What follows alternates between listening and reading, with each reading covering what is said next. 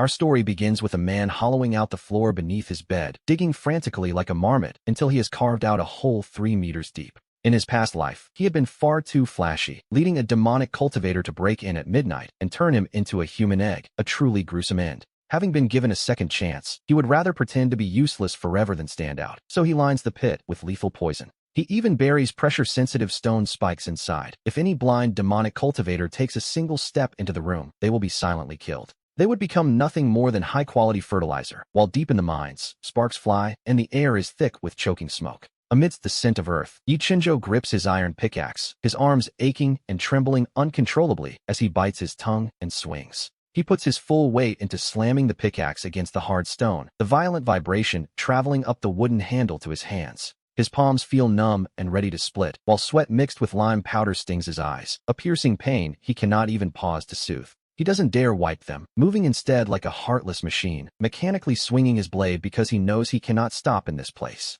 In this ghostly hell, stopping means a vicious whipping or even losing one's life, and even now, Ichinjo's mind is still a bit of a mess. Just 3 days ago, he was a mere office worker pulling overtime. In the blink of an eye, he was transported to this cruel cultivation world. He didn't become a peerless genius or find a mysterious mentor. Instead, he became a lowly mining laborer at the bottom of the Tianqian sect. Here, he has no rights and no status. In the eyes of the cultivators, these laborers are worth less than dogs. They are pure consumables. His daily task is to dig day and night in front of mines that could collapse at any moment, all for a meager bit of food. Failing to meet the mining quota results in a beating at best, or being thrown to the monsters on the back mountain at worst. Suddenly, a crack echoes nearby. A scream like a slaughtered pig follows as the overseer, Zhao Taizhan, approaches, cursing while clutching a black leather whip studded with barbs. With a face full of scars, he is only at the 3rd level of chi refining. Yet to these mortal laborers, he is essentially a living god of death. Nearby, a frail laborer who can no longer endure leans against the rock wall to catch his breath, unfortunately putting himself right in the line of fire. Without a word, Zhao Taizhan lashes out with his whip, instantly shredding the laborer's thin hemp clothes and tearing into his back. A deep, horrific wound appears, and the man collapses to the ground, trembling uncontrollably despite the piercing agony he feels. The man scrambles away in agony, clutching the mine entrance while gasping for air and sobbing, begging for mercy and promising that he will immediately get back to digging and never dare to be lazy again. Nearby, the other laborers are so terrified they hardly dare to breathe, and those who wanted to plead for him quickly swallow their words. In this cruel cultivation world, standing out without strength is a death sentence. Ichinjo knows his survival depends on one rule: keep your head down. He works steadily, never causing trouble. Zhao Taizhan passes behind him with his whip, glancing at the pile of crushed or at Chinjo's feet. Seeing the young man's steady, machine-like movements, the overseer grunts in satisfaction and struts toward the next area, which, to be honest, is a massive relief. Only when the footsteps fade completely does Chinjo finally allow his tense back to relax. Taking advantage of a brief breath, he whispers a command in his mind. Suddenly, a semi-transparent blue screen appears, something only he can see. This is his only trump card in this world, the attribute extraction panel. It is incredibly simple, with no flashy graphics or voice. Just a few lonely lines of text. Host, Ichinjo. Cultivation, mortal. Available attribute points, 0. Its function, however, is brutally effective. As long as his hand touches a dead object or a living being, he can extract their attributes and perfectly merge them into his own body. When he first discovered this golden finger, Chinjo nearly shouted for joy, wanting to immediately grab a spirit stone too, extract its energy and soar in power. But he forced himself to stop. According to his predecessor's memories, the Tianqian sect's control over spirit stones is extreme. Every stone is checked 3 times. If he touched one and it turned into a useless rock, he'd be caught instantly. Zhao Taizhan would surely kill him on the spot. He knows that the bird that sticks its head out gets shot, and only the patient survive. For 3 days, he has resisted temptation and worked as a humble laborer, all to find a perfectly safe target for extraction. Suddenly, a gong echoes.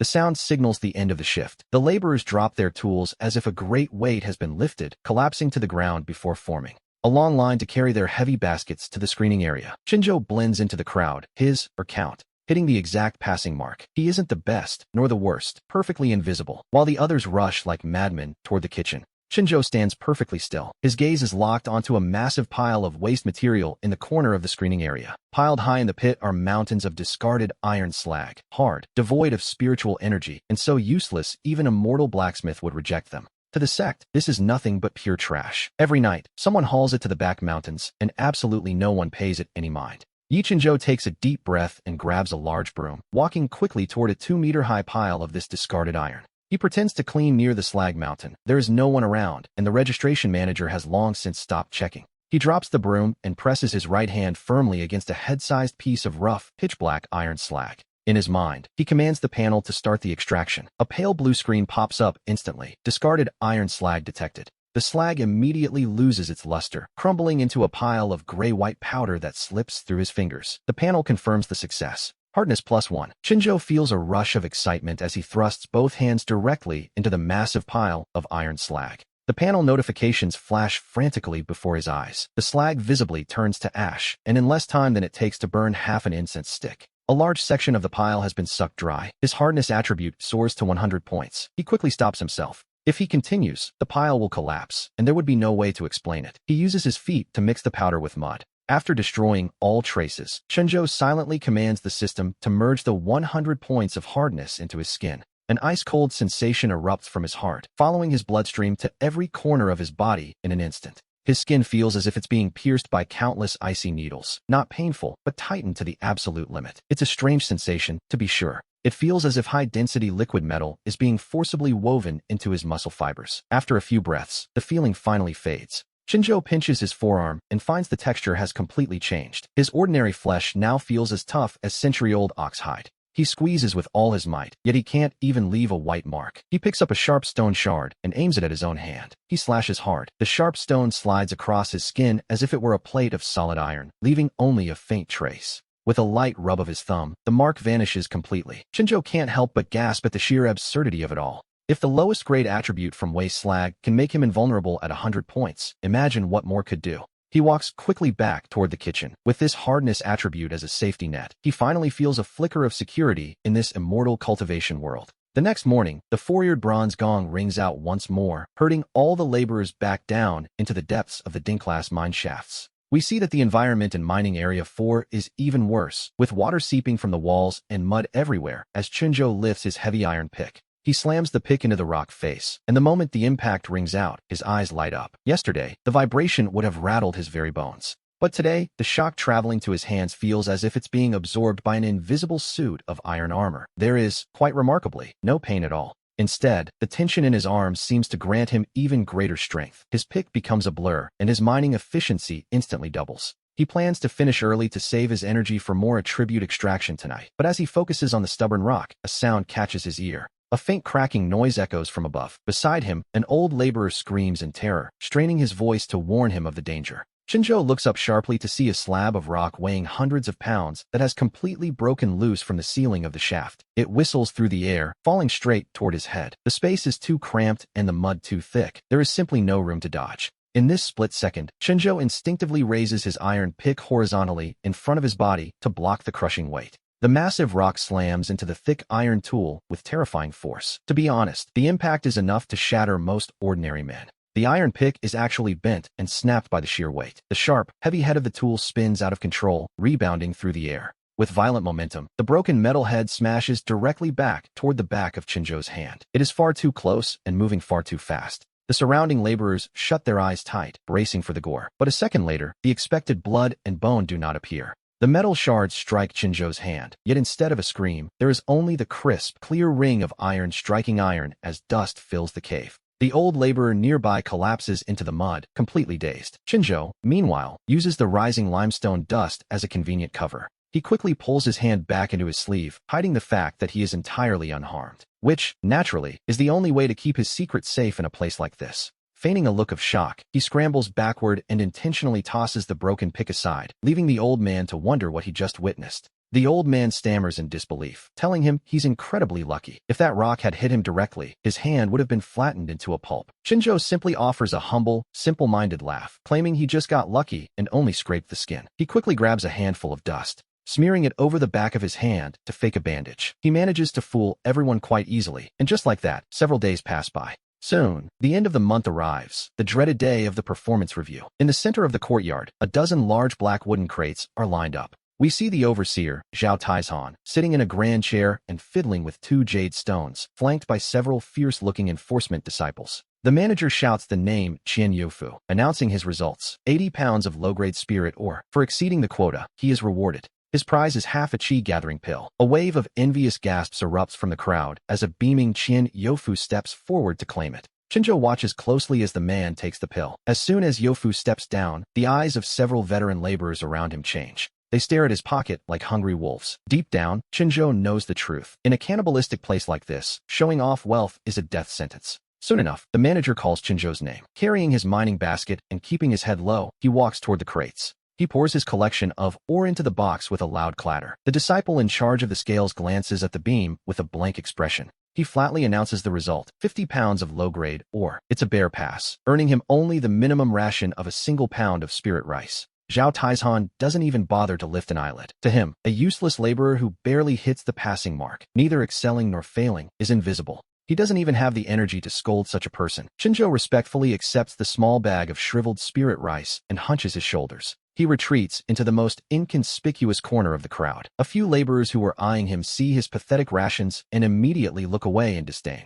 Chinzhou lets out a cold laugh in his mind. This is exactly the result he wanted, to be a man with absolutely no presence at all. It wasn't that he couldn't mine more or over the last few days. Rather, he deliberately smashed the extra stones and tossed them into the waste pit. After all, what use is half a low-quality pill if you aren't alive to use it? Later that night, as the bunkhouse echoes with thunderous snoring, Chinzhou suddenly snaps his eyes open. Like a black cat, he creeps off his bed and slips out of the courtyard along the base of the wall. He doesn't head for the usual scrap metal pit this time. Over the past few days, he has already scouted out a much better location. Following a hidden path behind the bitter wind, he makes his way to a ravine where Danxia Peak dumps its waste, a place filled with piles of pitch black residue from failed pills. It reeks of a pungent, scorched smell, the remains of alchemical experiments gone wrong, saturated with violent fire toxins and impurities. If anyone dared to cultivate using this slag, their meridians would shatter by morning, leading to a swift and painful death. But for Chinzhou, this is an unguarded mountain of gold. He squats before the heap of waste, rubs his hands together, and plunges them directly into the warm, charred medicinal dregs. In his mind, he commands the panel to activate and begin the extraction. A pale blue light screen pops up instantly. Detected waste pill residue. Extractable attributes, fire toxin, and trace amounts of spiritual chi. The waste dregs lose their final glimmer of luster, turning into a pile of odorless gray ash. Meanwhile, clumps of pure spiritual energy, completely free of impurities, surge through his arms and into his limbs. It feels like a parched traveler finally finding rain. His withered meridians expand rapidly under the wash of pure chi, becoming resilient and strong. He needs no cultivation techniques or conscious guidance. The chi extracted by the panel is forced directly into him, automatically converting into foundational cultivation. His bones emit a faint cracking sound, and the void in his dantian quickly condenses into a fist-sized vortex that spins faster and faster. Once the energy is fully absorbed, Chinzhou's cultivation silently breaks through to the second level of chi refining. However, he immediately uses the panel to lock down his external aura. The next morning,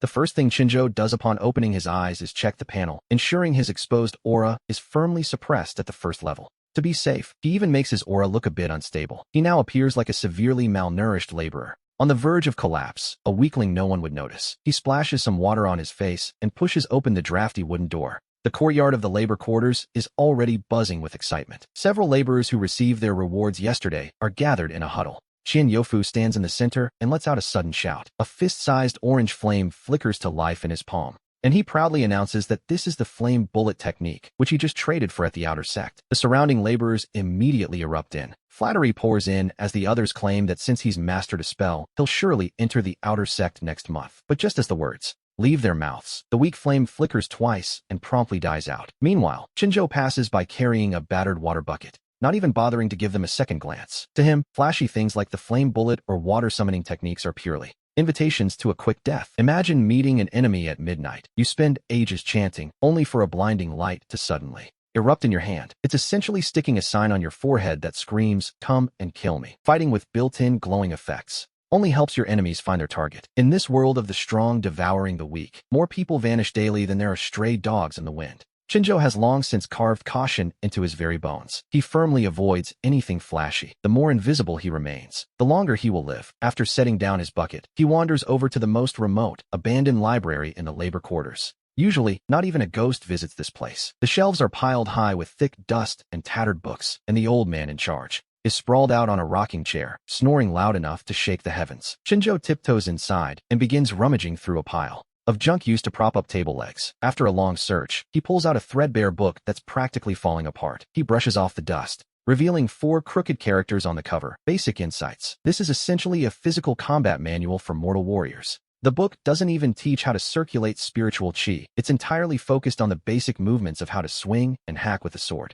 Even the most useless servant in the sect would despise this, feeling that practicing it would be an insult to the path of cultivation. But this is exactly what Shinjo wants. No light shows, no special effects, and no chi fluctuations. It's perfectly silent and discreet. He takes the tattered book to the entrance and taps lightly on the table. The old gatekeeper wakes up, rubbing his eyes, and glances at the book. With a face full of disdain, he asks why he's taking such trash, noting that this doesn't even qualify as a low-tier cultivation technique. He claims that practicing this for a lifetime would, at best, make him a mortal blacksmith. Shinjo just scratches his head sheepishly. With a forced smile, he explains that his daily work is exhausting, and he just wants to use the movements to stretch his body and strengthen his bones through basic swordplay. Today's task is to chop 500 pounds of black iron wood, a material so incredibly hard it feels like raw iron. Normally, a day of swinging an axe at this would leave a man's palms cracked and bleeding, but Shinjo isn't worried at all. The hardness attribute he extracted on his first day has long since integrated into his skin. He picks up a battered axe with a curled blade.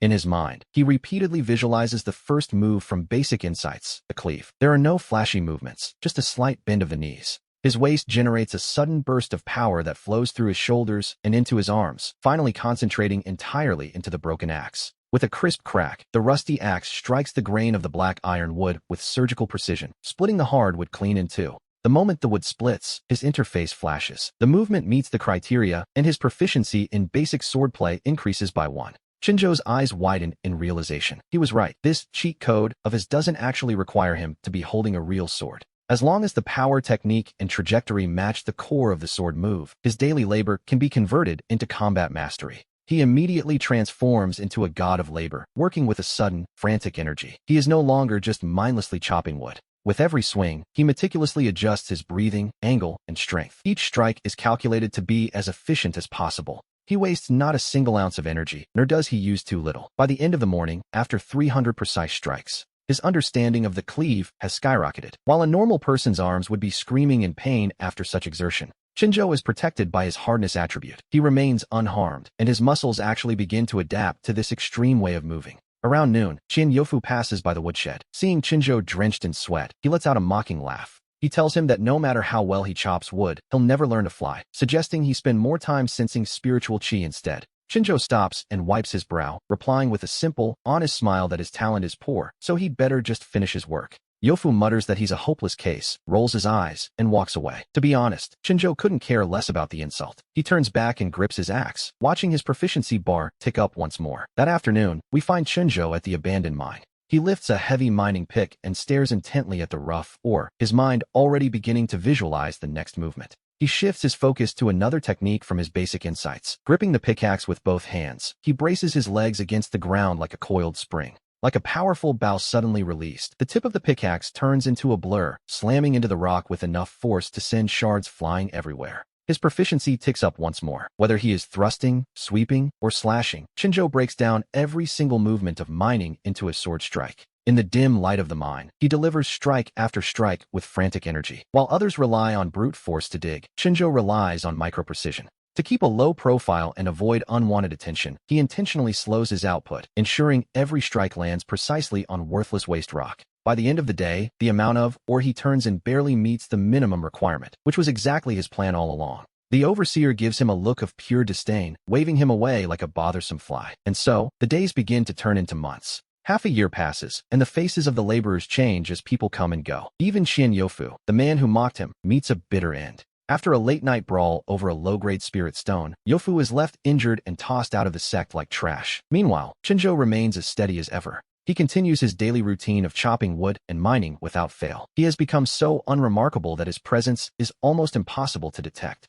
Sometimes people walk right past him without even noticing he's there, simply because he has suppressed his breathing and movements to the absolute limit. However, behind that quiet exterior, the numbers on his interface are jumping at a terrifying speed. His understanding of swordplay has reached an incredible level. At this point, even if he were holding nothing but a simple chopstick, a casual flick of his wrist would perfectly align with the core principles of the sword. His movements are fast, accurate, and ruthless, with not a single ounce of wasted energy. One late night, 6 months later, we find him in his dark hut. Standing before his narrow bed, Shinjo holds a discarded iron sword he found in the mine. The blade is chipped in a dozen places, and the hilt is rotting away. His expression is unreadable, his eyes as calm as still water. Slowly, he raises the rusty iron sword and delivers a gentle swing into the empty air. There is no sound of wind, no whistle of a blade. The strike is so unnervingly quiet it makes one's skin crawl, as if the air itself has been silenced. That seemingly ordinary swing slices through the air, and suddenly, his interface erupts with a blinding red light. Something has changed.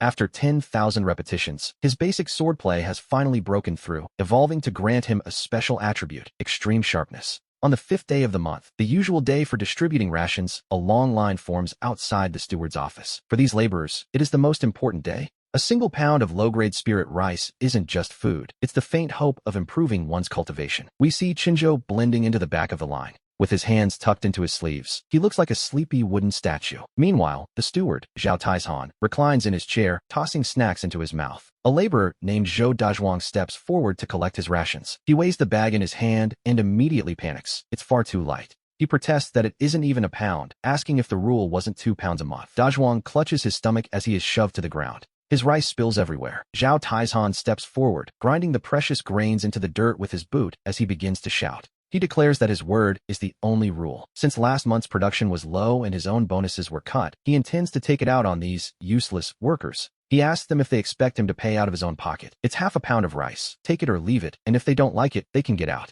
The entire crowd of laborers is too terrified to even breathe. Taizhan is at the 4th level of chi refining. If he kills a worker, no one will even ask questions. When it's Shinjo's turn, he trots forward quickly. In an instant, his face transforms into a mask of smooth, practiced flattery. But Taizhan raises a hand to stop his subordinate from handing over the rice. He sneers, mentioning he's heard Shinjo has been quite the slacker lately. He notes that Shinjo always hits the bare minimum requirement for ore, and demands to know if he is intentionally hiding the good stuff. This is a blatant shakedown, and the surrounding laborers cast looks of pity toward him. Shinjo simply chuckles and keeps up his humble act. He tells the steward that with his weak physique, hitting the minimum already takes every ounce of his strength. To be honest, he's a very convincing actor. Instead of taking the measly half-pound of rice, he reaches into his robe and pulls out the small portion he managed to save from the previous month. He respectfully presses the bag into Tieshan's hand, claiming the steward works too hard and that he himself hasn't had much of an appetite lately. He suggests the steward use it to make some nourishing porridge. Taizhan is momentarily stunned before he weighs the bag and lets out a loud, mocking laugh. He tells Shinjo that he appreciates the filial gesture and barks at him to get back to work. Shinjo quickly agrees, bowing his head. He offers a polite salute and turns to leave the steward's courtyard. As he walks away, a few other workers catch up to him in disbelief. They ask if he's lost his mind, giving away his last savings when Taizhan is already bullying them so badly. One even suggests they should fight back. Shinjo just looks at them. Fight back with what? They are only at the 1st or 2nd level of chi refining, while their oppressor is at the 4th. He tells them that if they want to fight, they can go ahead, but he intends to stay alive. With that, Shinjo quickens his pace toward his hut. He knows perfectly well that if he hadn't bribed Zhao Taizhan, the man would have attacked. With his current, hardened skin and extreme sharpness attributes, defeating Taizhan wouldn't actually be difficult. However, if he fought back, the sex formations would detect his cultivation level, and his secret panel would be exposed. Risking being dissected by the high-level elders just for a pound of rice is a fool's errand. As long as he's alive, he can survive on tree bark. After all, he can use his panel to extract nutrients from anything. As night falls, Shinjo gnaws on a dry bun, his mind remaining alert. He realizes that if Taizhan is in a foul mood, he might barge in at any moment. He decides he must set a trap right here in his room. He walks to his bed, lifts the wooden boards, and reaches into the corner to reveal the dry, hard dirt floor beneath. We see him prepare his hand. His fingers, infused with the hardened attribute, shimmer with a dark metallic light under the moon. Suddenly, he thrusts his hand into the earth. He pulls out a large chunk of solid dirt without even scratching his skin. In this moment, his hands have essentially become a human excavator. He digs furiously beneath where his bed once sat, filling buckets with the soil. He plans to dump it off the cliff tomorrow morning, completely undetected. An hour later, a vertical pit 2 meters long and 3 meters deep is finished. Even a mid-stage chi refiner would break their legs falling into this. But for Shinjo, this is far from enough. He jumps out of the hole and selects a dozen of the hardest black ironwood logs from his woodpile. He pulls out the rusty iron sword from under his bed and activates extreme sharpness. With a flick of his wrist, the blade begins to dance. Shadows of the blade flash past, and the hardwood is instantly carved into dozens of incredibly sharp, lethal spikes. A bit extreme, perhaps, but effective. Next, he pulls a tattered paper bundle from under the bed. Inside is a toxic powder he extracted from dead rats and poisonous insects using his panel. A single touch of this powder causes total paralysis. Shinjo jumps back into the pit to arrange the poison and the deadly wooden spikes. He covers the entire bottom of the pit with a terrifying density of traps. After dumping the last 2 buckets of soil over the cliff, Shinjo doesn't rush back to his hut. He brushes the dust from his hands and looks toward an overgrown path along the edge of the precipice. No one ever takes this path because of the moss-covered stone tablet standing at the entrance. On it, for crooked words are carved, forbidden poisonous mirror bottom. Everyone in the sect knows that the area behind this stone tablet is a place where no one returns from. And yet, that is exactly where he is headed. We see a stretch of poisonous marsh that has existed for ages, a place so sinister it remains perpetually shrouded in thick, purple-green miasma. It isn't just a threat to low-level servants like him. Even the senior disciples from the inner sect, who have reached the middle or late stages of chi refining, dare not venture inside. It is said the toxic vapors are so dense that a single breath of the waste air can rot one's lungs instantly. Once, an inner disciple chasing a rare venomous beast charged into the swamp, only to never be seen again. Not even a whole corpse remained. Only a few blackened skeletal remains were ever recovered from the edge. Since then, this place has become a ghost gate that everyone avoids. But as Shinjo watches the rolling fog, his eyes burn with excitement. Others fear this place, but he craves exactly what no one else wants. Of course, Shinjo isn't foolish enough to face it with his bare skin. He runs back to his hut and heads straight for the stove. He scoops out half a basin of black charcoal, crushes it into fine bits with a stone, and tears the thickest cloth from his bedsheets. He dampens the cloth and tightly packs the charcoal bits inside, finally inserting a hollow reed to serve as an air vent. And just like that, a crude, makeshift, but likely effective gas mask is ready. Half an hour later, Shinjo stands before the stone tablet once more. He presses the cloth bundle against his face, ties it securely behind his head, bites down on the reed, and takes a deep breath. The air passing through the charcoal carries a smoky, earthy taste, but it successfully filters out the most pungent, stinging odors. Without a moment's hesitation, he plunges into the purple-green fog. As he crosses the threshold, the exposed skin on his neck and arms immediately begins to prickle with a dense, stinging pain, as if thousands of invisible ants are gnawing at his flesh. Even his skin, which had already merged with the hardened attribute, begins to show abnormal faint streaks. The poison is trying to penetrate his pores. Shinjo doesn't panic. He immediately issues an extraction command in his mind. The panel flashes with a cold, blue light. The system detects the mixed toxic density and announces a successful extraction. He has gained 1 point of poison resistance. He chooses to merge this into his skin and blood, and the stinging sensation eases instantly. He can't help but grin. He continues deeper, where the fog grows even thicker and the surrounding trees have all turned a withered, charred black. Slimy green liquid drips from the bare branches, and the ground is littered with the bleached white bones of unknown beasts. On the panel, notifications flicker incessantly. Poison resistance +1, +1, +2. Shinjo moves like a tireless vacuum, madly extracting every toxin from the surrounding air as he walks. An hour passes, and he has already circled the outer edge of the marsh. The stinging sensation on his skin has vanished completely. Now, the toxic miasma hitting his body feels like nothing more than a gentle breeze, leaving not even a red mark. His poison resistance attribute has been forced up to a staggering 1,500 points. With the outer toxins nearly depleted and his points slowing down, Shinjo turns his gaze toward the deeper, darker reaches of the swamp.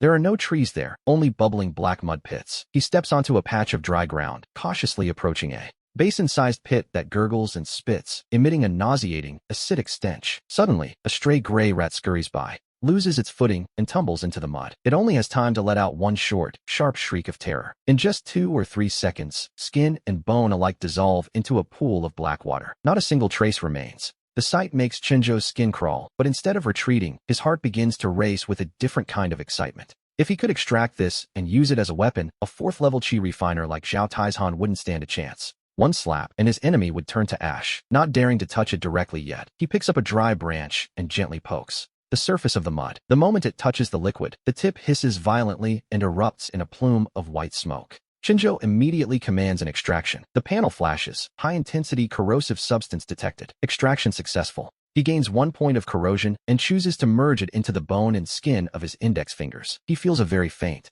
numbing itch. He tosses aside the half-dissolved branch and hovers his hands directly over the mud pit to begin extracting like a madman. Corrosion +1, +5, +10. As the points soar, the black liquid in the pit visibly begins to clear and the pungent, acidic smell fades away. When the pit is completely drained and turned into ordinary water, Shinjo's corrosion attribute has reached 2,000 points. He stands up and looks at his hands. His fingers now shimmer with an eerie, ghostly green luster. He reaches out toward a fist-sized rock nearby. He lightly taps the stone, and white smoke instantly billows from the surface as it begins to melt. Within seconds, it turns into a bubbling puddle of gray water. Suddenly, the deafening toll of a bronze bell echoes from the main peak, causing all of Ki Peak to erupt in excitement. Today is the sect's triennial outer sect competition. It's the only day laborers can openly slack off and head to the front mountain to join the festivities. Laborers, usually driven like pack mules by their supervisors, now gather in groups to rush forward. They urge each Shinjo to hurry, claiming that if they're late, there won't even be standing room. Today, intersect elders will personally observe, and senior sister Shin Shuang, known as the cold-faced Rakshasa, will also take the stage. But one laborer groans, claiming the moldy bread from last night is wreaking havoc on his stomach. Like a lazy donkey suddenly finding its spark, he vanishes in a cloud of dust. As the crowds on Ki Peak disappear, the pained expression on Shinjo's face instantly vanishes. To be honest, he sees no point in watching a group of mid to late stage chi refiner weaklings peck at each other like chickens. What is the appeal in that? He knows that if a hot-tempered senior brother gets carried away and a stray sword beam flies into the spectator stands, a mere laborer would be wounded by a graze and killed by a direct hit. Seeking out such excitement is simply a death wish. Instead, Shinjo turns and heads straight for the task hall at the back of Ki Peak. The place is deserted, save for a semi-bald man named Sun Jishir, who is slumped over the desk, napping. While everyone else has run off to the competition, Shinjo steps forward and lightly taps the table. He tells the man that since his talent is poor and his cultivation level is low, he must be diligent, or his spirit rice quota for next month will be docked again. He wants to use the quiet day to clear out the abandoned warehouse, sorting through the scrap metal that has rotted to dust to make space. This, of course, is his true goal for the day. The abandoned warehouse sits in the darkest corner of Ki Peak, a massive stone cavern that never sees a ray of sunlight. With thousands of disciples fighting, sparring, and exploring every day, the number of broken spiritual tools is beyond counting. Those that cannot be repaired are tossed here like trash. As he pushes open the heavy, rusted iron doors, a pungent smell of rust and mildew hits him. Inside the cave, tons of broken sabers, spears, and swords are piled up like small mountains. It is a sight to behold. To anyone else, this room is nothing but a worthless junkyard, but in Yi Chinjo's eyes, it is a massive gold mine. Left completely unguarded, he steps inside, firmly shutting the heavy doors behind him, and as an extra precaution, he heaves a discarded cauldron weighing hundreds of pounds to block the entrance. Once he is certain no one can enter, he draws the rusted iron sword from his waist. Approaching the nearest mountain of scrap, he reaches out and grabs a broken half of a mountain-cleaving blade. Immediately, his interface flashes. A broken first-tier low-grade spiritual tool has been detected and extracted. Having gained 1 point of sharpness, Shinjo orders it to be fused into his iron sword. That broken blade instantly turns into a pile of gray-white iron dust, slipping through his fingers. Meanwhile, the rusted sword in his other hand gives a faint, vibrating hum. Without a moment's pause, he thrusts both hands into the pile of scrap metal and begins a frantic, unrestrained harvest. The notification sounds on his interface blur into a single continuous chime. Sharpness +3, toughness +2. Sharpness +1, toughness +5. Wherever his hands reach, hundreds of broken spiritual tools react as if they were fragile fossils weathered by 1,000 years, crumbling into fine powder. Shinjo is like a human black hole among these thousands of broken tools, madly extracting sharpness and toughness. 1 hour passes, then 2, and inside the warehouse, the mountains of junk begin to shrink at a visible rate. A thick layer of iron dust and impurities accumulates on the floor. When he finally turns the last cracked black iron shield in the corner into dust, he stops. He exhales a long breath of stale air, drenched in sweat, but feeling an incredible surge of excitement. He has squeezed every last drop of value out of thousands of broken tools. His sharpness and toughness attributes have skyrocketed by a full 30,000 points. Shinjo looks down at the rusted iron sword in his right hand, focusing on the blade's edge. Meanwhile, at the outer sect task hall, someone is nearly beaten to death. A man's scream echoes as he is thrown into the bulletin board, shattering it. Blood sprays across the ground as 2 outer sect disciples draw their weapons with bloodshot eyes. The conflict erupted over a simple task, guarding the cold soldier altar. It was a job that offered 10 low-grade spirit stones, along with 2 weeks of free access to the rich spiritual energy there. It was, to be honest, the ultimate cushy job.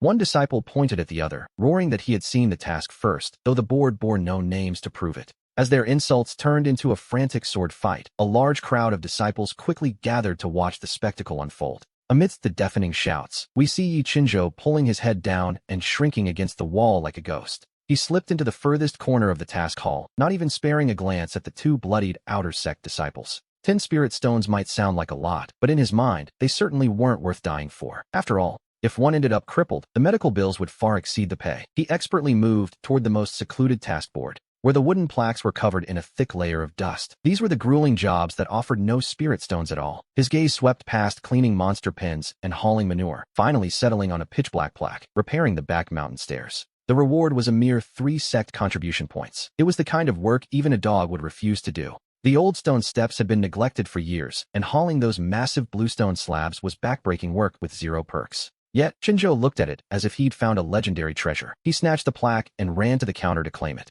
The clerk warned him that the stairs were mostly collapsed. Failing to finish in 3 days would cost him his monthly points. Chinzhou simply claimed he preferred the quiet work. The sleepy clerk stamped the permit, and Chinzhou grabbed his tools and vanished. He left in a hurry, seemingly afraid the clerk might change his mind. Half an hour later, he stood at the foot of the mountain. The place was truly deserted, without a soul in sight. Moss-covered steps stretched upward, disappearing into the mountain mist. He dropped his pickaxe and mortar to the ground, completely ignoring the broken stone slabs. He took a deep breath instead, planting his feet and pressing his hands firmly against a massive, exposed section of the mountain's rocky vein.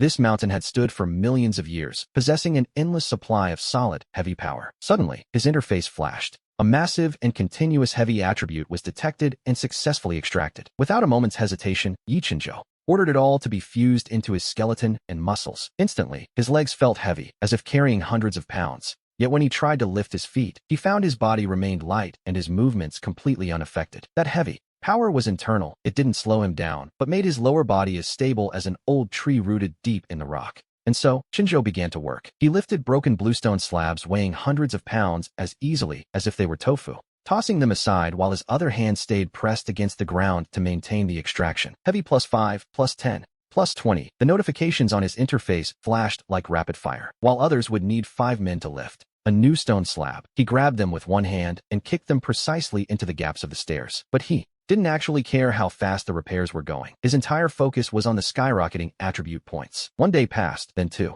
When he was hungry, he gnawed on hard biscuits. When thirsty, he drank spring water, and when tired, he napped right on the stone steps. The power of the mountain's veins was seemingly endless. This feeling of constantly gaining free attributes made him feel like an addict who simply couldn't stop. Deep within his bones, a faint crackling sound began to echo. Beneath his skin, which had already merged with the hardness attribute, a steady dark yellow luster emerged. His body density was increasing at an exaggerated rate. By the evening of the 3rd day, as the sun began to set, the final stone slab was kicked perfectly into place by Chinzhou. He stood up straight and exhaled a long breath of white mist. The once dilapidated 10,000-step staircase had been completely leveled and repaired by him alone. But what truly excited him were the numbers on his interface. His heavy attribute had reached a staggering 10,000 points. He clenched his fist, feeling like a human mountain compressed to its limit. He looked down at the bluestone beneath his feet, curious about what 10,000 points of weight concentrated in one body actually meant. He tried a small hop, and the entire back mountain shook violently, letting out a deep, muffled boom. Birds in the surrounding forest took flight in a panicked frenzy. Startled, Chinzhou quickly suppressed that massive power. He forcibly suppressed those attributes deep within his body. If anyone had seen that jump, they surely would have mistaken him for some shape-shifting great demon and hauled him off for slicing and research. To be safe, he quickly grabbed his broom, acting as if nothing had happened, and strolled toward a secluded, shaded path in the back mountains to start his daily sweeping task. The commotion from repairing the stairs had been a bit much, so he needed to do some chores to divert any prying eyes. He hadn't been sweeping for even half an hour when the bushes beside the path suddenly erupted with heavy, ragged breathing, followed by the sound of snapping branches. Yi Chinzhou's ears twitched, and his broom stopped instantly. A blood-soaked figure tumbled out from the grass, collapsing headfirst onto the bluestone slabs Chinzhou had just finished cleaning, staining the ground with a large pool of red. Looking closer, Chinzhou saw the man was wearing a signature moon-white long robe, the attire of an inner sect disciple. However, those robes were now shredded to rags. On his chest was a deep sword wound, and his left arm was severed at the shoulder, the injury pulsing with an eerie black mist. To be honest, it was a miracle he was still alive. The inner disciple painfully raised his head, his face covered in mud, his watery eyes staring intently at Chinzhou, who stood there holding his broom. Trembling, the man fumbled in his robes and pulled out a black, blood-stained jade token and a storage ring. In a raspy voice, he urged Chinzhou to take these things to the front mountain immediately, to find Elder Fong of the Law Enforcement Hall. He told him to warn the elders of a traitor if he delivered the news. The spirit stones and pills inside the ring would all be his, and Elder Fong would even guarantee his entry into the inner sect. Entering the inner sect to make a fortune, it sounded like a dream. Yet Chinzhou stood his ground without even blinking, looking at that glittering storage ring without a single ripple of emotion in his heart. Had this been any other wide-eyed newcomer, they would surely be shaking with excitement, taking the ring to play the hero. But Chinzhou was thinking clearly. An inner disciple with a cultivation at least in the late stages of qi refining had been hacked into this pathetic state. Whoever was hunting him had to be a ruthless character, foundation establishment, or perhaps even higher. For a lowly handyman to go poking his nose into the power struggles or blood feuds of the inner sect's upper echelons was simply asking for death. That jade token was nothing but a death warrant, and that storage ring likely carried a spiritual tracking mark.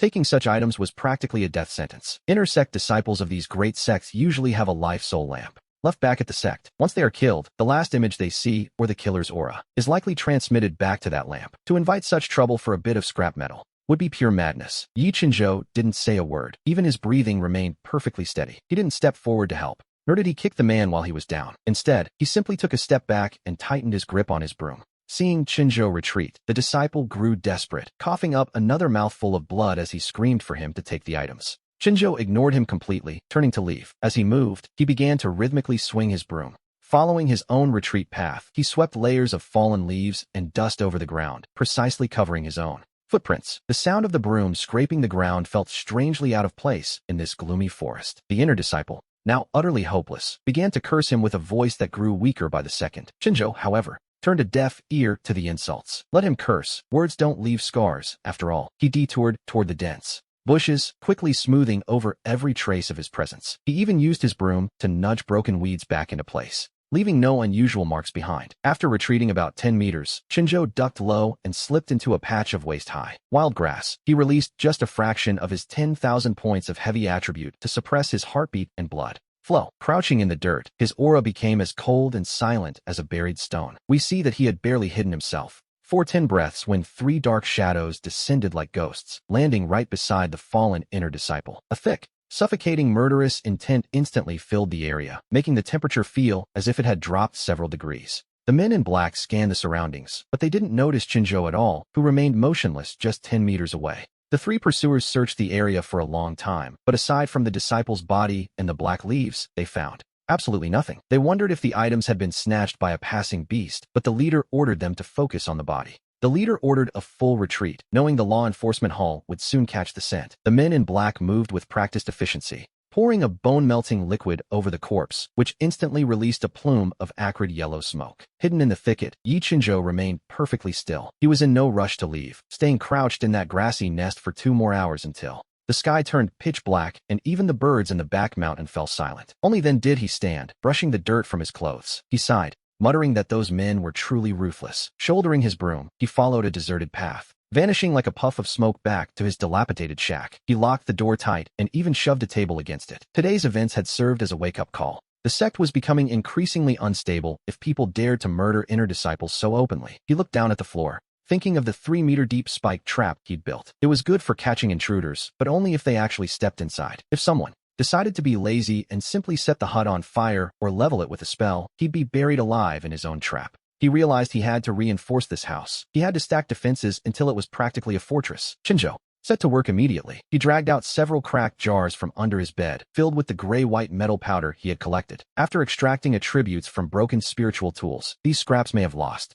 their sharpness and flexibility, but the base material was still high-grade iron or even rare phosphorus, or perfect for array materials. He found another chip jar, poured in half a bowl of water, and dumped the metal powder inside. After that, he pricked his finger to add a few drops of blood as a medium and stirred the mixture vigorously with a chopstick. Soon, a bowl of thick, mud-like array ink was ready. Now, Chinzhou didn't know any profound arrays. That tattered, simple array manual he'd found only contained 2 of the most common, basic patterns. One was a warding array used to keep rats out of rice bins, and the other was a qi-guiding array, usually reserved for venting latrines. Most cultivators wouldn't give these a second thought, as their power was pitifully small. But Chinzhou didn't care. If the quality was lacking, he would simply make up for it with sheer quantity. He knelt down, dipping his chopstick into the black ink, and began to meticulously draw the warding array patterns onto the underside of the floorboards. The design was so simple that the pattern was essentially just a few nested circles and 12 radiating lines. Even the slowest-witted servant in the sect could have copied it with ease. But after Yi Chinzhou finished the first one, he didn't stop. He drew the next one right against the edge of the first warding array, then a third and a fourth. He flipped over the floorboards and covered the undersides with a dense,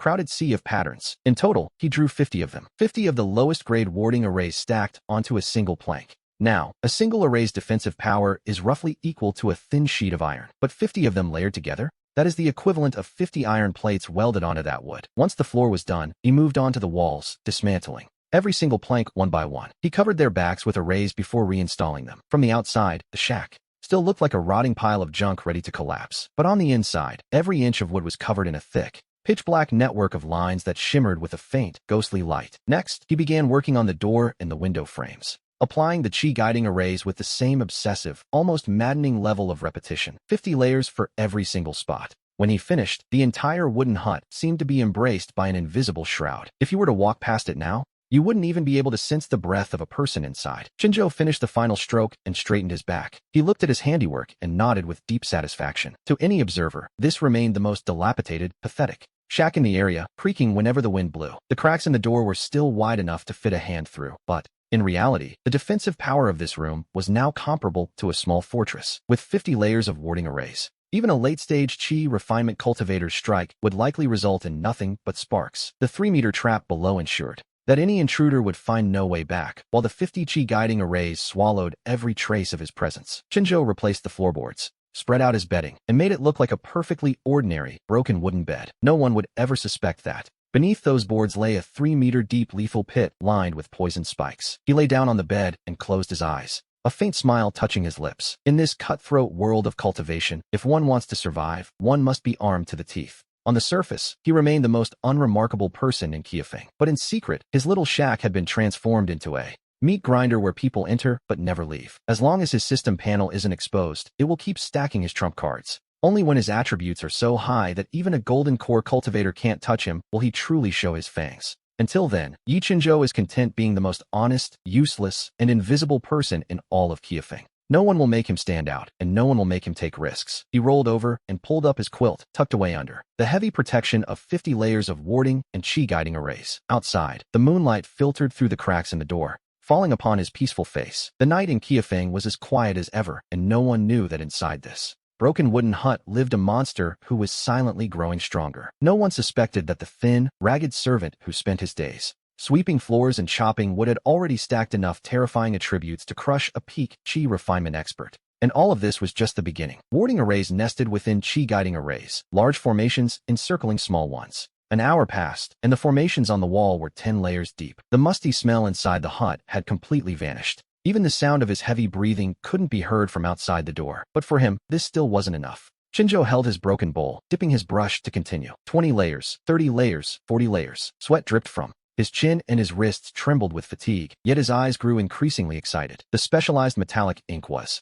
drawn by the power of the formations, seeping deep into every grain of the wood. This ordinary, rotting timber was undergoing a strange and eerie spiritual transformation. As dawn approached, he finally finished the last stroke. 50 full layers of warding and chi guiding arrays were now perfectly nested and locked onto this 10 square meter shack. Chinzhou tossed aside his worn-out brush, collapsed onto the floor, and gasped for air. He looked around at the walls. From the outside, the hut still looked like a pile of junk ready to be blown away by the wind. Not a single trace of the formations could be seen on the planks. The chi guiding arrays had completely masked every ripple of spiritual energy. Chinzhou stood up and walked toward the wall directly facing the door. Taking a deep breath, he instantly mobilized the heavy attributes in his legs and the hardness in his hands. He was, after all, a monster who had fused 10,000 points of weight and thousands of points of hardness. A single punch from him could shatter a 1,000-pound bluestone slab into dust. He twisted his waist and struck. His right fist whistled through the air, slamming into the wall. The shack looked fragile, yet not a single splinter fell.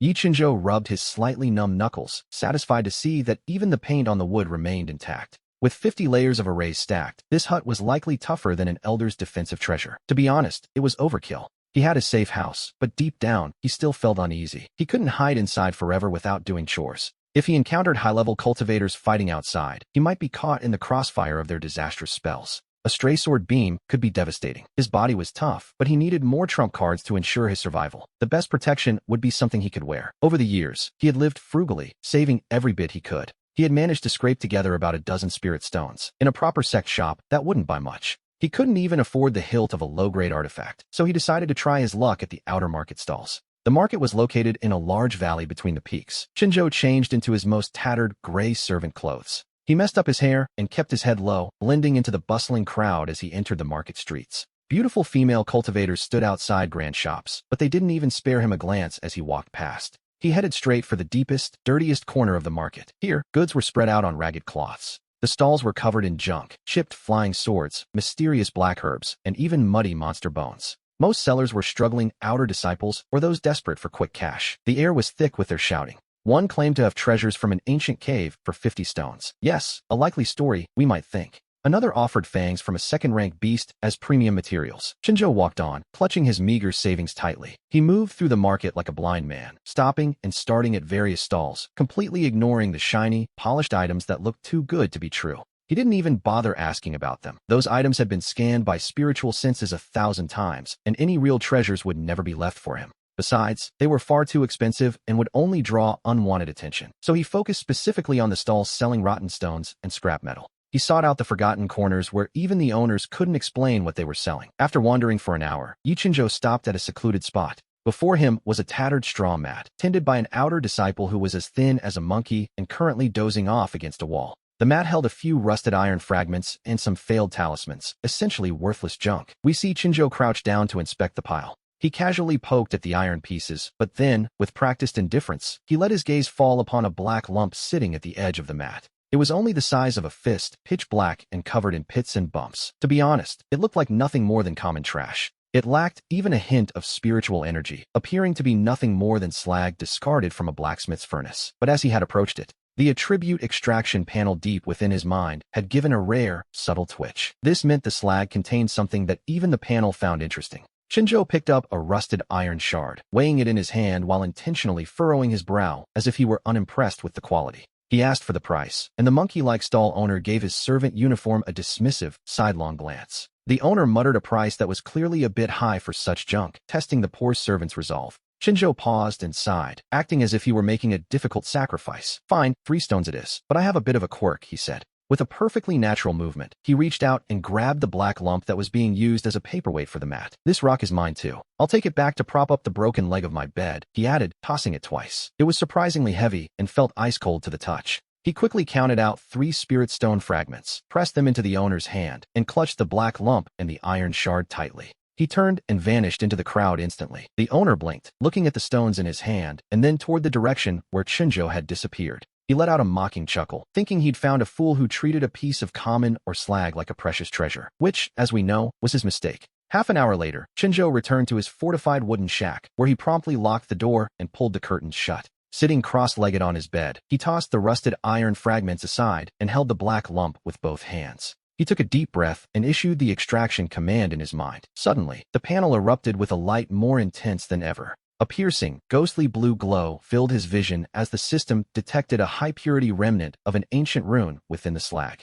Dense cracks began to spiderweb across the surface of the black lump, and layers of dark crust peeled away like dried mud. The debris turned to powder and slipped through his fingers. In less than 3 breaths, the fist-sized object had shrunk significantly. All that remained was a shimmering object the size of a fingernail. It wasn't just a simple attribute, but a complex, miniature structure. A blood-red rune, tangled like a tiny formation map, hovered half an inch above his palm, emitting a truly terrifying aura. The panel flashed with a success message. He had obtained a special rare trait, the Thorn's Rune, which, as we'll see, is quite formidable. The effect was simple, yet devastating. When suffering a physical or spiritual attack, it would absorb the incoming force. It would then reflect 100% of that damage back to the attacker instantly. Chinjo gasped at the sheer potential. His eyes widened. 100% reflection meant that as long as an opponent couldn't kill him in a single strike, even if they were a powerful cultivator, a strike against him would result in them receiving that same lethal blow themselves. Combined with his massive defense and turtle shell hardness, anyone who hit him would be out of luck. To be honest, it's almost unfair. The panel prompted him to choose a location for fusion. Chinjo pulled open his tattered gray coat, revealing his inner layer. It was a rough, faded leather vest covered in patches, a second-hand piece he'd traded for when he first joined the sect. Without a moment's hesitation, he fused the Thorn's Rune directly into this inner armor. A strange, dark red luster washed over the leather. The glow soon faded, leaving the armor looking just as shabby and pathetic as before. A perfect disguise, wouldn't you agree? Early the next morning, we see Chinzhou carrying 2 large wooden buckets to the forest fields to water the crops, as usual. The sun was blinding and the air stifling. Nearby, Zhou Dazhuang was wiping sweat while quietly cursing the supervisor, Zhao Taizhan. Taizhan had apparently docked their meager rations again. But just then, a sound echoed from the depths of the back mountain. From the distance, a sudden, muffled horn blast echoed, shrill, piercing, and incredibly powerful. It was unlike anything they had heard before. This wasn't the usual bronze bell used to summon disciples. Yi Chinzhou paused, his wooden ladle mid-air, as the ground beneath him began to tremble. At first, it was just a faint vibration, causing ripples to dance across the water in his buckets. But within a few breaths, everything changed. The shaking intensified violently, as if hundreds of warhorses were charging at full speed. Zhou Dazhuang straightened his back, looking around in a daze. He stared toward the back mountain, wondering aloud if the earth itself was turning over. Suddenly, a sharp-eyed servant let out a terrified scream. The perimeter fence, built 2 stories high from sturdy ironwood to keep out intruders, was shredded as easily as if it were made of paper. Wood splinters filled the air as a dozen beasts, each the size of a small calf, burst through with blood-red eyes and a primal fury. They charged directly into the crowd of servants. These were the spirit beasts from the mountain. They had gone mad. A riot had begun. The forest fields erupted into chaos. These low-level spirit beasts, usually docile enough to pull carts for the sect, had now lost all reason. Leading the charge were several first-rank steel-toothed boars, their bodies covered in stiff black bristles and their tusks sharper than daggers. They lowered their heads, goring anyone in their path. One elderly servant, too slow to react, didn't even have time to let out a cry. He was struck squarely in the waist by a charging boar and thrown aside. The servants completely collapsed into a state of pure, unadulterated panic.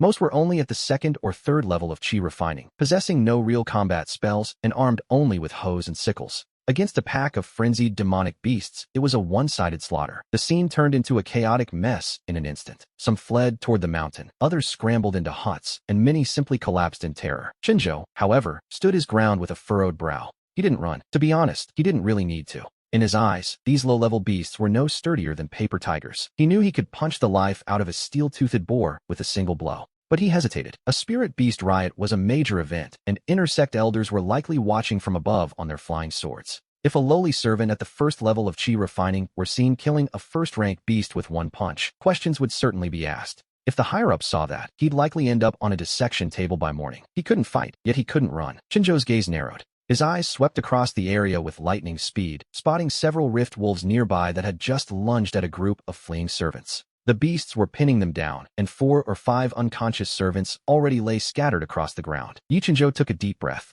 Without a moment's hesitation, he charged toward them, not to save anyone, mind you, but to borrow the scenery for a little performance. He reached the fallen servants, stepped into a dark puddle of mud, and scooped up a handful of black blood to smear across his face and neck. With a violent tug, he shredded the fabric of his chest and sleeves into tattered strips, perfectly mimicking the jagged wounds left by a beast's claws. The entire transformation was seamless, executed with the grace of a seasoned actor. Once the disguise was set, Chinzhou threw himself onto the ground. He lay motionless beside the fallen crowd, playing dead with remarkable attention to detail, even pinning a piece of torn clothing beneath his back. He buried half his face in the muddy water, leaving only a single nostril clear for breathing while channeling his 10,000 points of heavy attribute. He forcibly slowed his heartbeat and the flow of his blood. His breathing became nearly non-existent, and his body temperature began to drop rapidly. Now, even if someone were to check him closely, they would simply assume he was a fresh corpse. All around him, the screams of the dying continued. We hear the sickening sound of flesh being torn and bones being crunched by the beasts. The entire area had transformed into a literal slaughterhouse.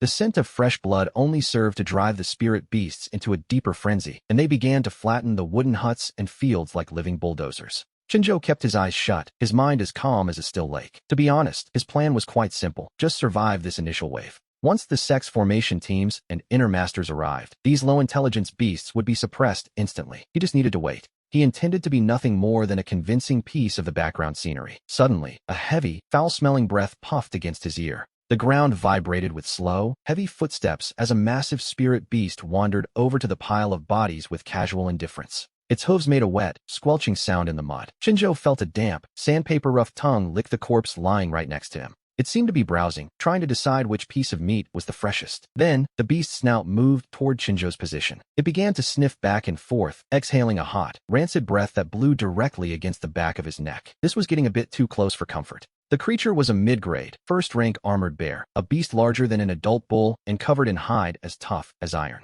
Its fur stood up like steel needles, a clear warning of its nature. This beast was not only incredibly strong, but also possessed a hide so thick it was nearly impenetrable. Even a cultivator in the late stages of qi refining wouldn't dare face it head-on. Yet, Yi Qinzhou remained as still as a stone, his eyelids not even flickering. The armored bear let out a low, muffled growl from deep within its throat. It slowly raised a massive paw, larger than a man's head and caked in filth and dried mud. With a sudden, violent motion, it brought that paw down with a force of at least 1,000 pounds. It was a strike intended to crush everything beneath it. Against an ordinary servant, such a blow would have shattered their spine and pulverized their internal organs instantly. But as the paw made contact with Qinzhou's back, in that split second of impact, the tattered beast's skin armor pressed against his flesh reacted. Without any warning, a hidden power began to stir. A faint, blood-red runic light flashed across the surface of the armor. A system notification appeared. External physical attack detected. Counter-damage rune activated. The damage was reflected back at 100%, combined with the 10,000 points of heavy attribute and 1,000 points of hardness within his body. Qinzhou was currently less like a man and more like an anvil forged from eternal black iron, rooted deep into the very earth itself. The armored bear's heavy, devastating strike slammed into this immovable anvil. To be honest, it was the worst mistake the creature could have made. The rune perfectly captured every ounce of the reactionary force in an instant, then violently unleashed it back upon the attacker. And then, we hear it. A sickening, bone-snapping sound echoed through the air, momentarily drowning out the screams of the surrounding chaos. The bear didn't even have time to cry out. Its thick right arm, from the paw all the way up to the shoulder, seemed to have been stuffed with explosives. It simply detonated from the inside out. Debris flew everywhere as the hard arm bone shattered into hundreds of sharp fragments. It was a gruesome sight, to say the very least. In less than a second, half of its arm was reduced to a cloud of black mist by the sheer force of its own strength. It was a literal self-destruction. The massive shockwave didn't just ruin its limb. It traveled through the shoulder blade to completely destroy the beast's internal organs. The damage was absolute. Only then did the armored bear finally let out a shrill, agonizing scream that tore through the air, marking its final moments of life.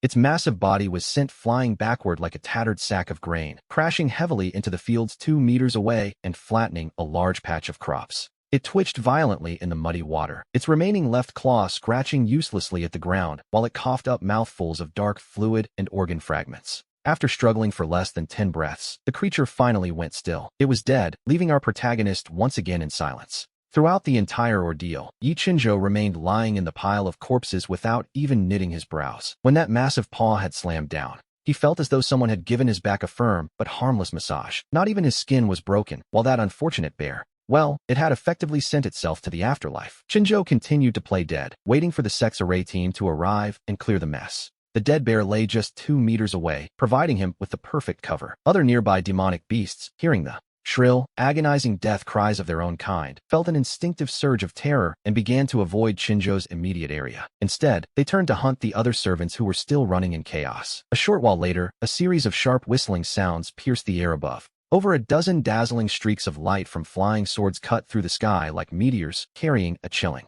and murderous intent as they came to a steady halt midair. Leading them was an inner sect array hall deacon dressed in a black-bordered robe. The deacon was furious, releasing his spiritual pressure without restraint, forcing the frenzied low-level beasts below to collapse to the ground, trembling in fear. With a thunderous shout, he gave the order, "Kill them all, leave not a single one alive." Behind him, over a dozen array team disciples performed sword hand signs simultaneously, sending their blades flying like blurred shadows across the fields. One by one, the massive heads of the demonic beasts rolled onto the ground. These creatures, who had seemed like gods of death to the servants, were as fragile as common cabbages before the intersect elites. In less than a few minutes, over a dozen beasts were completely wiped out. The leading deacon coldly commanded his subordinates to clear the scene, treat the wounded, and collect the beast carcasses. The inner organs and pelts were to be sent back to the sect's treasury. Having finished, he stepped onto his sword to patrol other areas. A few array team disciples sheathed their swords and landed with looks of utter disgust in the muddy, blood-soaked fields. A stout disciple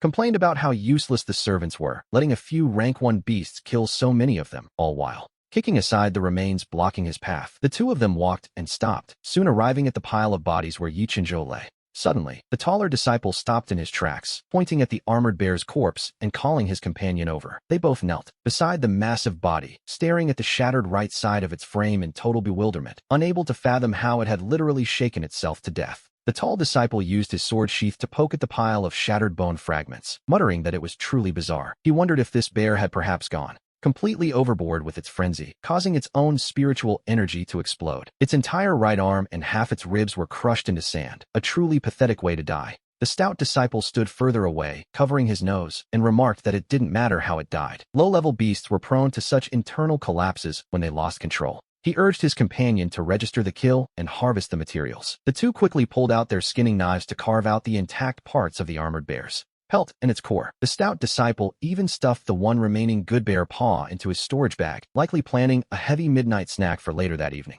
Just as the two were preparing to step onto their flying swords and head to the next sector, a sound suddenly drifted up from the pile of corpses on the ground. It was an incredibly weak, trembling voice. Yi Chinzhou had timed it perfectly, opening his eyes at just the right moment, his face covered in filth and his body shaking violently like a leaf in the wind. He began crawling backward through the mud, using both hands and feet, screaming in a voice filled with pure terror, begging the beast not to eat him because his meat was sour and tasted terrible. To be honest, it was a very convincing performance. That look of soul-shattering fright was even more realistic than someone who had actually been driven mad. The tall disciple glanced at him with a cold, mocking sneer. He told Chinzhou to stop howling, as the beasts were all dead. He remarked that the boy was lucky to have been buried under the corpses, which had hidden him from the slaughter. He told him to get to the steward's office for medicine, and then the two disciples took to the sky in a flash of sword light. Chinzhou sat paralyzed in the muddy water, watching the light fade into the distance. Suddenly, the look of terror on his face vanished, leaving him perfectly calm once more. He slowly and methodically wiped the filth from his face, patted the dirt off his clothes, and stood up. This spirit-beast riot had lasted for half an hour before being quelled. The servant quarters suffered heavy casualties, with bodies scattered everywhere, and the cleanup alone took an entire day. The next morning, the steward Zhao Taizhan looked absolutely miserable. In the sector he was responsible for, dozens of servants had died, and the fields were mostly trampled. He knew the higher-ups would hold him accountable. To settle the survivors' nerves, the outer sect elders did something quite rare. They actually allocated a sum of compensation money. We see Chinzhou blending into the line of people waiting for their pay, having intentionally made himself look disheveled. He walked with a limp, his eyes vacant, occasionally muttering nonsense about giant bears under his breath to maintain the act. When it was finally his turn, the disciple in charge of the funds flipped through the register, looked up at his pathetic state, and marked him down as a survivor from the worst-hit forest area. He was granted 10 low-grade spirit stones and 2 bottles of blood-stanching pills, along with 3 days of rest from labor. Yi Chinzhou extended a trembling hand, clutching the bag tightly as he retreated with 1,000 thanks. 10 spirit stones was an absolute fortune for a servant. Usually, they worked themselves to the bone for a month just for a few pounds of silver. Chinzhou didn't waste a single moment, slipping away from the servant quarters immediately after receiving his pay and heading straight for the Fong clan's shop. He currently possessed an array of monstrous attributes, but his physical foundation was still that of a weak, first-level chi refiner. If he didn't fully refine these attributes into the depths of his marrow, a single spell from a true master could leave his skin intact while shattering his internal organs. He needed a large-scale physical reconstruction. Upon arriving at the Fong shop, Chinzhou went straight to the counter where body-tempering materials were sold. He heroically slapped his 10 spirit stones onto the counter, demanding 5 jars of the most potent flame tiger essence blood. He also requested 10 packs of bone-breaking grass and iron-skin immortal herb, insisting on the oldest stock. To be honest, it was quite a bold request. The shopkeeper stared at this boy in tattered servant clothes for a moment, but following the principle of never turning away profit, he smiled and packed it all. After buying the materials, Chinzhou jogged along the walls back to his room, the one protected by 50 layers of formations. He locked the door, moved the bed to reveal the 3-meter-deep hole beneath, and jumped inside. We see him carefully clearing away the poison powder and wooden spikes he had previously laid out. He then dragged a large wooden tub from his storage bag. He placed the tub in the center of the hole, pouring all 10 packs of bone-breaking grass and iron-skin immortal herb inside. Next, he dumped the 5 jars of flame tiger blood in and used a fire starter to light a blaze beneath the tub. Before long, the dark red medicinal liquid began to boil, bubbling with a pungent, fishy stench mixed with a sharp herbal fragrance. In any normal situation, a first-level chi refiner jumping into such a concentrated medicinal bath would have their blood vessels burst instantly. But Chinzhou didn't care. He quickly stripped off his outer robe and even set aside his inner armor with the counter-damage runes. Taking a deep breath, he plunged himself into the scalding, boiling medicinal liquid. It was a move that looked incredibly painful. The moment he entered, it felt as though countless red-hot needles were frantically piercing into his pores, driven by the violent energy of the tiger blood. The violent energy forced its way through his pores and into his veins. Yi Chinzhou's eyes bulged as he let out a silent internal roar, commanding the interface to pour every single attribute into the liquid. The panel accepted, initiating a deep physical reconstruction. A warning flashed. The process would involve extreme pain, and he had to remain conscious. Meanwhile, the boiling medicinal liquid became the perfect catalyst. On the interface, his hardness, poison resistance, heaviness, and counter-damage attributes began to fuse completely with his bones. Shinjo endured that agonizing reconstruction, lying still for 2 full days and nights before he finally recovered. Those violent drops of essence, blood, and herbs were crushed by the panel and hammered into his marrow and flesh. On the surface, he still looked like that same scrawny, first-level chi refiner servant. In reality, however, the density of his physical frame had reached an utterly terrifying level. His 3 major attributes had merged into one. If he were sent back to the mountain to clear rocks now, he wouldn't even need tools. He could likely headbutt the mountain and crack it in half. Late that night, dark clouds obscured the moon, leaving not a single star in sight. In the woods on the mountain's edge, the insects had gone eerily silent. Suddenly, a figure draped in black robes stumbled out of the thicket, collapsing face first into the muddy ground while gasping for air. Instantly, a pungent, rotting stench filled the atmosphere. The man gritted his teeth, cursing the mad dogs of the Heaven Mystery Sect's punishment hall for chasing him so relentlessly. By the faint moonlight, we see that half of his face was covered in dried, purple-black blood. On his right ribs, a sword wound cut deep enough to show bone. Black mist hissed from the edges of the gash, preventing it from healing. This man was a demonic cultivator known as Chi-Mo. With an 8th-level Chi refining cultivation, he had sneaked into the sect's territory to feast on the essence of outer disciples. Unfortunately, he was caught red-handed by the inner court elites. 3 flying swords had hunted him for a day and a night. After using every trump card and sustaining heavy injuries, he finally escaped to this neglected servant quarter. Chi-Mo's energy was depleted, and his demonic aura could no longer suppress his wounds. If he didn't find a blood bag to replenish himself soon, he was finished. His bloodshot eyes stared like a hungry wolf at the nearby servant huts. In his current state, he knew he couldn't outrun the sect's guards. He desperately needed a scapegoat to absorb their essence and heal his wounds before the sect's grand array closed in. His plan was simple: dress the victim in his black robes, fake his own death, and slip away unnoticed like a cicada shedding its skin. Chi-Mo's gaze swept across the rows of dilapidated wooden huts at the edge of the servant quarters. Targeting someone with a high cultivation was too risky, and huts that were too crowded would surely cause a commotion. To be honest, he needed someone isolated. Suddenly, his eyes locked onto the most remote and broken-down shack in the corner. As fate would have it, this was Yi Chinzhou's humble residence. Chi-Mo let out a raspy chuckle and licked his cracked lips. The shack looked like it had been abandoned for centuries, leaking wind from every single corner. He assumed the person inside must be the lowest-tier trash, someone who couldn't even afford spiritual rice. Moving like a night owl skimming the ground, he approached the door without making a sound. He didn't rush to push it open, however, showing the caution of a seasoned predator. Instead, he extended his divine sense to scan the area. He found no fluctuations of any defensive arrays, just ordinary, rotting wood. It was pathetic, really. What he didn't know was that Chinzhou's 50 layers of concealment arrays had completely masked the spiritual energy of the inner barriers. To Chi-Mo, an experienced 8th-level Chi refiner, this appeared to be nothing more than a pile of junk. Fearing the creak of a door, he decided on a different approach. He pulled a crumpled talisman from his robes and slapped it onto his chest, instantly transforming into a faint, murky shadow. He flowed through the gap under the door like liquid. While the 50 layers of barriers could stop physical blows, they weren't designed to block such sneaky shadow-stepping arts.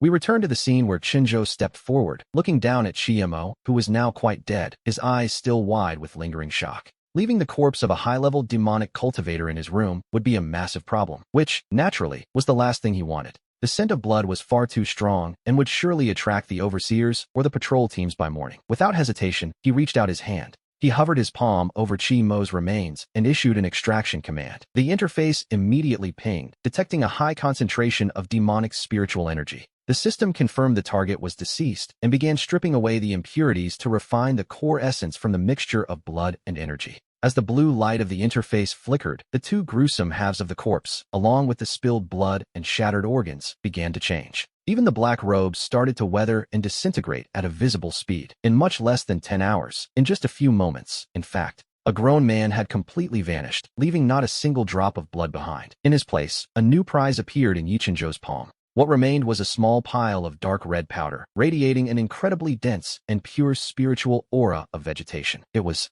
to be honest, completely odorless, with no hint of blood. This was the refined essence of an 8th-level Chi refiner's entire cultivation and physical body. Yi Chinzhou casually tucked Chi-Mo's shriveled storage bag into his robes, then found a piece of tattered cloth to carefully wrap the powder. With practiced, nimble movements, he picked up the broken wooden wall panels and used mud and a few iron nails to seal them back up, adding a few simple illusion arrays for good measure. Just as he finished, the horizon began to pale with the first light of dawn. The next day, Chinjo appeared at the spiritual fields right on time for watering. That powerful demonic cultivator from the night before had been refined into a handful of nutrient-rich fertilizer buried deep within the soil. Months later, in the bitter winds of the spiritual fields, the few acres under Chinjo's care showed an almost exaggerated growth. The spiritual stalks were as thick as saplings, bearing golden, plump grains so rich in energy they practically dripped with moisture. The overseer, Zhao Taizhan, stood on the ridge overlooking this harvest, his face trembling with a wide, greedy grin. He actually patted Chinjo's shoulder,